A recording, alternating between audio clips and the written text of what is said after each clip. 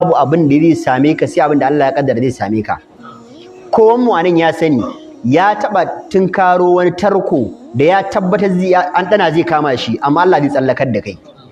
Haka ne? Ba wanda anan Allah bai tsallakar da shi tarko ba.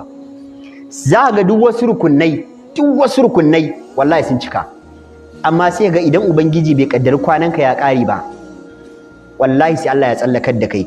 Lokacin da ake kashe mutane a garin nan an ce zuwa majalisa za a kashe wani, idan kuna zaune shi wanda suke zaune a majalisan kamar ni misali aka zo kashewa, to sai ina da farangiya ta da riga da binjima, to sai wannan shi kuma abokin zaman mu ne, kun gane sana yi, sai ya ce in bashi binjima ta da irin sanyin nan zai rufe kafarsa zai dan ruhu da ita, in ce a ba matsala ni bana ma jin sanyin, karba ka rufe. Su kuma sai aido su ya gaya musu cewa ga kalan kayansa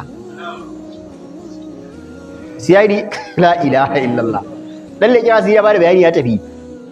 Yanzu idan masu kisa suka wa su kashe da suka zo sai ga yana yau oke gashi nan to shi wanda ya san kuma shi bai da laifi kasa lokacin ta kashe polisawa yi ba ni bane wallahi aran binji ba sai bani